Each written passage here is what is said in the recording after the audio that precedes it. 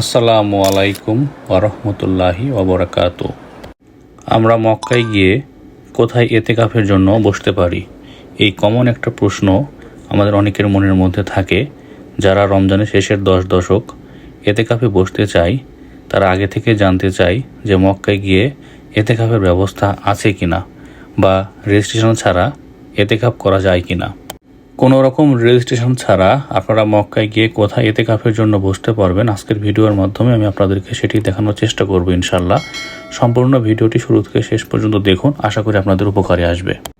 মসজিদ আল হারামে গিয়ে আমরা অনেকেই এতেকাফ করতে চাই, কিন্তু রেজিস্ট্রেশন না থাকার কারণে আমরা এখানে ইচ্ছা থাকলেও বসতে পারি না। তবে মসজিদ আল হারামের নির্দিষ্ট কিছু এরিয়া রয়েছে, যে এরিয়াগুলোতে আপনারা কিন্তু আপনাদের যদি রেজিস্ট্রেশন করা নাও থাকে তারপর আপনারা কিন্তু সেখানে গিয়ে এতেকাফে বসতে পারবেন। তো চলুন দেখে নিই সেই গেটগুলো কোথায় অবস্থিত এবং আপনারা সেখানে কিভাবে যাবেন। মসজিদ আল হারামের এই 115 নম্বর গেট থেকে শুরু করে আপনারা যে কোনো একটি গেট দিয়ে সামনের দিকে যদি আগান তাহলেই আপনারা কিন্তু এখানে এতেকাফের জন্য বসতে পারবেন। চলুন আমি আপনাদেরকে সামনে এগিয়ে নিয়ে যাচ্ছি। এটি হচ্ছে 116 নম্বর গেট। এরপরে সামনের দিকে 17, 18, 19, 20, 21, 22 এই গেটগুলো রয়েছে এখানে। তো এই গেটগুলোর যে কোনো একটি গেট দিয়ে আপনি এই পাশ থেকে আপনি খুব সহজেই আপনি হচ্ছে মসজিদ আল হারামের যে এতেকাফের জন্য যে জায়গাগুলো করা হয়েছে আপনি সেখানে গিয়ে কিন্তু সহজেই প্রবেশ করতে পারেন। এবং এখানে কিন্তু আপনাকে ঢোকার জন্য কোনো রকমের রেজিস্ট্রেশনের প্রয়োজন হবে না। এখানে আপনারা যেটি দেখতে পাচ্ছেন 121 এবং 122 নম্বর গেটটি দিয়েই মুসল্লিরা সবচেয়ে বেশি এই এতেকাফের জন্য প্রবেশ করে থাকে বা বের হয়ে থাকে।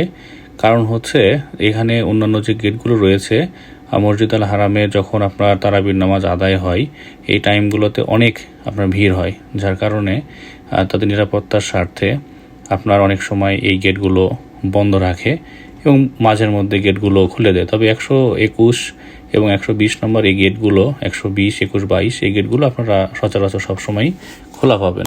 মসজিদ আল হারামের আমি 121 নম্বর গেটটি দিয়ে প্রবেশ করলাম এবং এরপরে আপনারা দেখুন, এখানে আপনারা দেখতেই পাচ্ছেন যে সামনে কিন্তু একটি বিশাল এরিয়া জুড়ে এখানে অনেক মুসল্লিরা বসে আছে।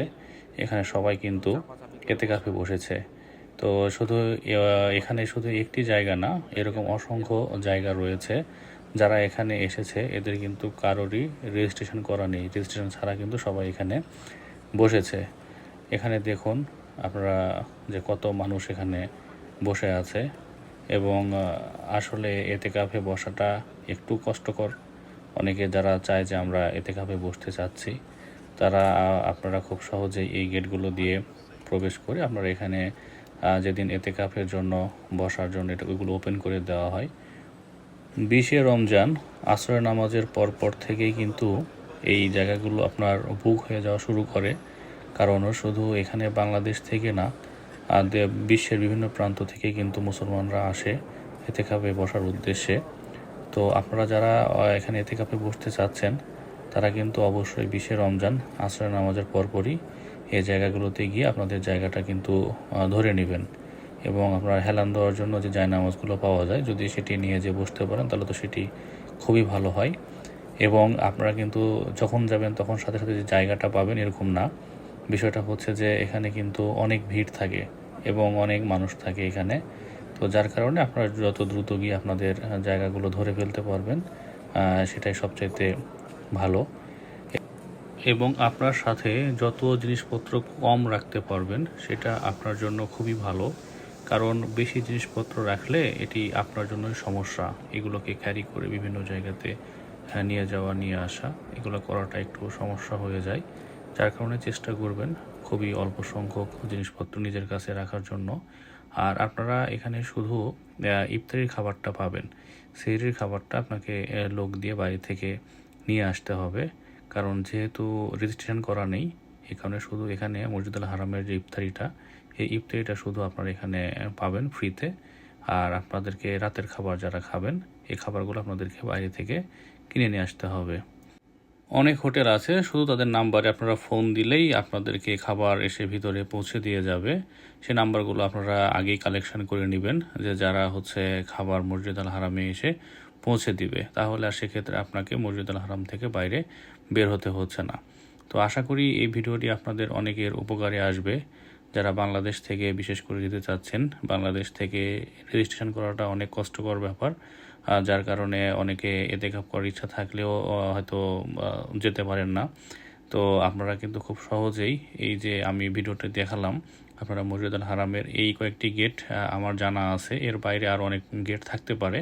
তবে আপনারা এই 15, 16, 17, 18, 19, 20, 21, 22 এই গেটগুলোর যে কোনো একটি দিয়ে ভিতরে প্রবেশ করার পরেই কিন্তু আপনারা দেখতে পাবেন এখানে বিশাল এরিয়া জুড়ে লাখ লাখ মুসল্লিরা এতেকাফে বসেছে। তো আপনারা খুব সহজে কিন্তু এখানে এসে এতেকাফে বসতে পারেন এইভাবে। ভিডিওটি যদি আপনাদের ভালো লেগে থাকে তাহলে অবশ্যই আমার চ্যানেলটি সাবস্ক্রাইব করবেন এবং পাশে থাকা বেল আইকনটি অন করে রাখবেন, যাতে পরবর্তীতে নতুন ভিডিও আসার সাথে সাথে আপনার নোটিফিকেশনটি পেয়ে যান। আমার ভিডিওটি যদি আপনাদের ভালো লাগে তাহলে অবশ্যই ভিডিওতে লাইক, কমেন্ট এবং শেয়ার করবেন এবং আমার চ্যানেলটি অবশ্যই সাবস্ক্রাইব করে রাখবেন। এরকম আরও অনেক সুন্দর সুন্দর ভিডিও আমার চ্যানেলে আপনারা পাবেন।